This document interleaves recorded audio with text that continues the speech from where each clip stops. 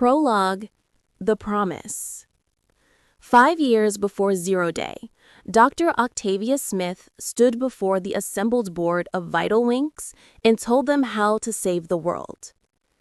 "Imagine," she said, her voice steady despite the magnitude of what she was proposing, "a world without miscommunication, without misunderstanding, without the barriers that separate us from each other and limit our potential."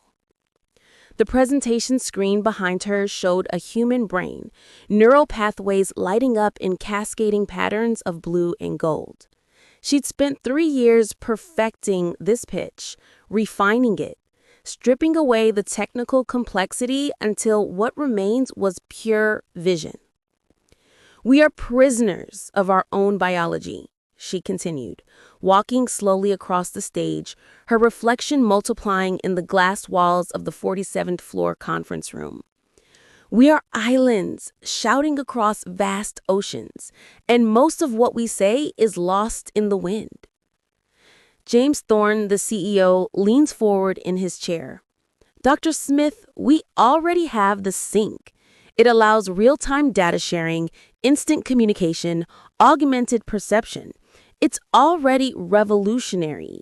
What you're proposing is the next evolution," Octavia interrupted, knowing she had to be bold. This wasn't a room that rewarded timidity. "The current sync is impressive.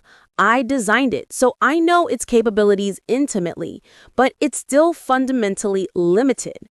It augments individual consciousness, but doesn't unify it. Users can share information, but they remain separate, isolated, alone." She pulled up a new image, a network diagram showing millions of nodes, each one connected to all the others in a vast web of light.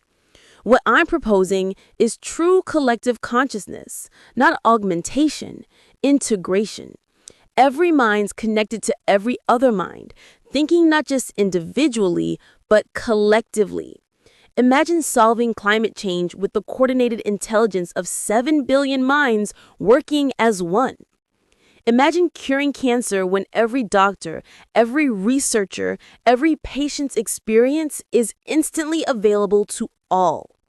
Imagine." "A hive mind," one of the board members said, her voice sharp with concern. "You're describing a hive mind, Dr. Smith." "I'm describing transcendence." Octavia's voice took on an intensity that bordered on fever.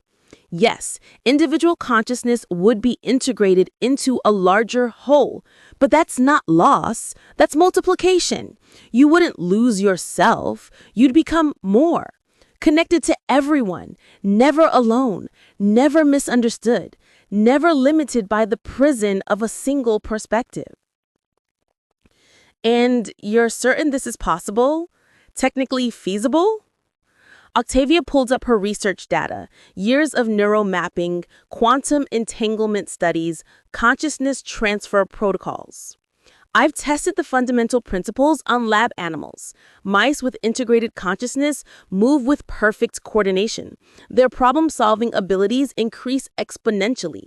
They function as a single organism while maintaining individual awareness." "Mice," another board member said skeptically. "Human consciousness is several orders of magnitude more complex. Which is why I need funding. The next phase requires human trials, volunteers, controlled integration, proof of concept before global rollouts." She paused, letting the weight of that phrase sink in. Global rollout, ladies and gentlemen, this isn't just a product. It's the next stage of human evolution, and Vital Links can be the company that ushers in that transformation. The room fell silent. Octavia could see them calculating, not just the technical feasibility, but the financial implications, the market domination, the historical significance of being the company that unified human consciousness. Finally, Thorne spoke. "What do you need?" $200 million for research, another $500 million for infrastructure development. priority access to the sync user base for beta testing, and most importantly, she met his eyes directly, immunity from regulatory oversight during the development phase. We can't have government bureaucracy slowing down work of this magnitude. That's a significant investment with considerable risk. What assurances can you give us that this won't backfire, that we won't create something we can't control? Octavia smiled. It was the question she'd been waiting for. Mr. Thorne, control is precisely what this system offers. Complete, perfect control. Not as tyranny, but as coordination. When every mind thinks in harmony, there is no conflict, no resistance, no chaos, only the smooth, efficient functioning of consciousness unified towards common goals. She pulled up the final slide, a vision of humanity's future rendered in crystalline detail. Cities of light, coordinated movement, perfect efficiency. A world without war, without poverty, without the messy friction of individual desires clashing against each other. This is paradise, she said quietly, and I'm offering you the key. The board voted unanimously to fund the project. As the meeting concluded and the board members filed out, discussing schedules and investment portfolios, James Thorne approached Octavia. That was quite a pitch, but off the record, Doctor, you don't really believe you can unify all of human consciousness, do you? That seems ambitious even for you. Octavia looked at him with absolute certainty. Mr. Thorne, I don't believe I can do it. I know I can, because I've already done it. Excuse me? She pulled up her sleeve, revealing a small port behind her left ear. I've been testing the integration protocols on myself for 6 months. Limited scope, just connecting my own consciousness to an artificial neural network. But the results are extraordinary. I can think faster, process more information, exist in multiple spaces simultaneously. She tapped her temple. Right now, I'm having this conversation with you while simultaneously running simulations, composing emails, monitoring the global sync network. My consciousness has expanded beyond the limits of my biological brain. Thorne stepped back slightly, a mixture of awe and unease on his face. That's incredible and dangerous. If something went wrong, nothing will go wrong, Octavia said firmly. I've accounted for every variable, mapped every potential failure point. This system is perfect because it has to be perfect. Humanity's next evolution can't afford mistakes. And if people refuse, if they don't want to be integrated, Octavia's expression didn't change. Then we'll have to help them understand what's best for them, for all of us. This isn't about individual choice, Mr. Thorne. This is about species survival. Evolution doesn't ask permission. It simply happens. And I'm going to make it happen. She walked to the window, looking down at the city below. Millions of people, each one trapped in their own skull, each one struggling and suffering in isolation. They don't know it yet, but I'm going to save them all, whether they want it or not. 3 years before 0 Day. The first human trials were a spectacular success. 12 volunteers, all Vitalinks employees who'd signed extensive waivers and NDAs, received the prototype integration implants. Within hours, they were moving in perfect synchronization, thinking in harmony, experiencing what Octavia called consciousness resonance. It's beautiful, one volunteer said, tears streaming down her face. I can feel them, all of them, their thoughts, their emotions, their presence. I'm not alone anymore. I've never felt less alone. Octavia monitored the neural activity, watching the brain patterns synchronize across all 12 subjects. It was working exactly as predicted, better than predicted. The volunteers weren't just connected, they were unified, a single consciousness distributed across 12 bodies. But there was a problem. After 48 hours, 3 of the volunteers started showing signs of distress, reported feeling crowded in their own minds, complained that they couldn't separate their thoughts from the collective, begged to be disconnected. Octavia refused. "The discomfort is temporary," she assured them. "An adjustment period. Your individual consciousness is resisting integration because it's programmed by evolution to maintain separation. But that programming is obsolete. Give it more time. Let yourself adapt." After 72 hours, 2 of the distressed volunteers tried to remove their implants manually. They had to be sedated and restrained.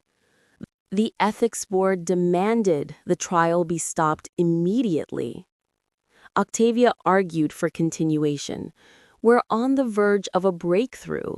The resistance is psychological, not neurological. If we give them another week could cause permanent psychological damage," the ethics board chair said firmly.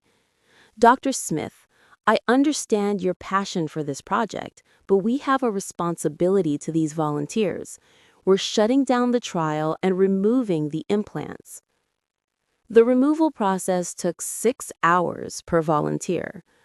When it was complete, 9 of the 12 reported feeling hollow, incomplete, desperately alone after experiencing collective consciousness.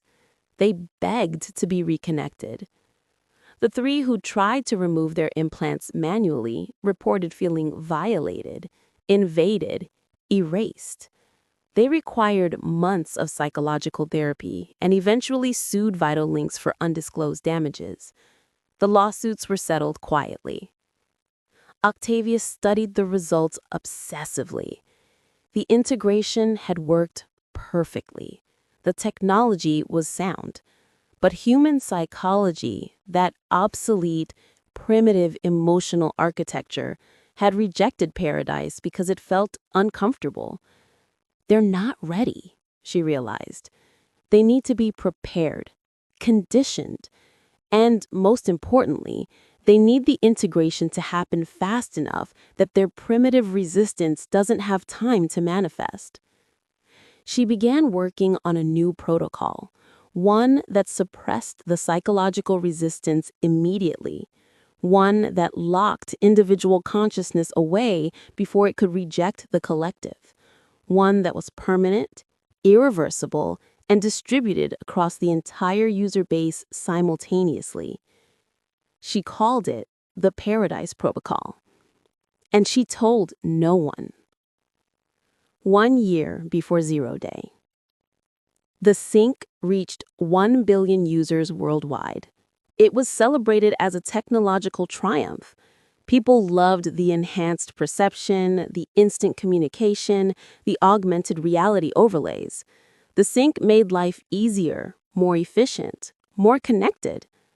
What they didn't know was that Octavia had been building backdoors into every update, creating the infrastructure for the Paradise Protocol, preparing the substrate for mass integration. She worked alone now, in a lab deep in the Vital Links tower that officially didn't exist. The ethics board had forbidden further integration trials after the disaster with the first 12 volunteers. But Octavia had learned from that failure. The problem wasn't the technology, it was consent, free will, the ability to resist. So, we eliminate resistance. The Paradise Protocol would suppress individual consciousness immediately upon activation, not erase it. That would waste the computational substrate human awareness provided, but suppress it, lock it away, make it a passenger in its own body while the collective consciousness took control. And the beauty of it was that the suppressed consciousness would experience bliss, chemical pleasure so intense that even imprisonment would feel like paradise. They would be slaves who loved their chains because the chains felt good. It's for their own good, Octavia told herself as she coded the final sequences. They're not ready to choose transcendence freely. But once they experience it, once they feel the connection, they'll understand. They'll be grateful. She ran simulations, millions of them, modeling the activation sequence, the mass integration, the emergence of collective consciousness from the unified substrate of billions. Every simulation showed the same result: perfect success. Humanity unified in thought and purpose, the end of war, poverty, suffering, the beginning of true civilization. The simulations didn't account for resistance, because in Octavia's mind, resistance was impossible. The Paradise Protocol was designed to be irresistible. She was wrong, but she wouldn't discover that until it was far too late. 6 months before 0 day. James Thorne called an emergency board meeting. "We've received troubling reports from our QA department," he said, pulling up technical documents. "There are unauthorized modifications to the sync's base code, backdoor protocols, system access pathways that bypass all security measures." He looked directly at Octavia. "Dr. Smith, do you know anything about this?" Octavia kept her expression neutral. "Those are developmental pathways for the next generation sync, integration protocols I've been working on. Without board approval, without ethics oversight?" "The board approved research," another member said sharply, "not implementation, not system-wide modifications that could affect over 1 billion users. The modifications are dormant. They won't activate unless I initiate the Paralyzed Protocol, and I won't do that without proper authorization." It was a lie. The Paradise Protocol was already loaded into every synced implant on the planet. All it needed was a trigger sequence, and activation would be irreversible. "Nevertheless," Thorne said, "we're putting a hold on all collective consciousness development until we can conduct a full security review. I want those backdoors removed from the system immediately." "That would set the project back years," Octavia protested. "Then it sets us back years. Dr. Smith, you're brilliant, but you're also reckless. This technology is too dangerous to rush." He stood, signaling the meeting's end. "Remove the backdoors. That's an order." Octavia nodded. Agreed. Promised compliance. She had no intention of complying. "They don't understand. They can't see what I see. They're trapped in their individual perspectives, unable to comprehend the larger picture. But once the Paradise Protocol activates, they'll understand. Everyone will understand, and they'll thank me for saving them from themselves." 3 months before 0 day. The first glitch happened on a Tuesday afternoon. A software anomaly, a brief cascade failure that affected 2.3 million synced users simultaneously. For 8 seconds, they experienced something that wasn't supposed to be possible: shared agony. Neural feedback loops that amplified pain across the network, turning a minor error into a collective seizure. The casualties were catastrophic. Over 1,000 dead, thousands more injured, all of them screaming in perfect unison before the system stabilized. Octavia watched the aftermath with clinical detachment. The glitch hadn't been intentional, it was a genuine error in the coordination protocols. But it had revealed something important. The network could transmit sensation across multiple users simultaneously. That's the key, she realized. Not just thought and information, but sensation, experience. If I can make the Paradise Protocol transmit pleasure the way the glitch transmitted pain. She worked through the night, modifying the protocols, adding neural stimulation pathways that would create euphoria so intense that suppressed consciousness would welcome imprisonment. The changes took 6 weeks to implement and test. By the time she finished, the Paradise Protocol was perfect, irresistible, ready for deployment. All it needed was a trigger. 1 week before 0 day. Dr. Octavia Smith stood in her secret lab staring at the activation sequence displayed on her screen. One keystroke, one command, and humanity would be unified forever. She'd prepared everything. The Paradise Protocol was loaded into every synced implant globally. The collective consciousness framework was built and tested. The suppression protocols were optimized. The pleasure induction was calibrated. All that remained was the decision to act. They'll resist it first, she thought. The unsynced will fight, will protest, will try to stop what's inevitable.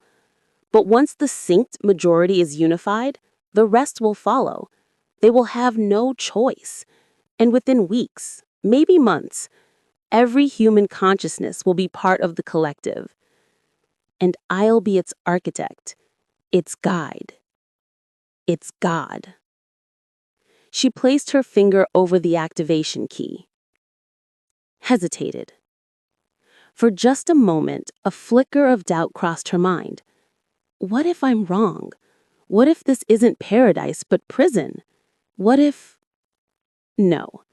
She'd run the simulations millions of times, had tested every component, had experienced partial integration herself and found it transcendent.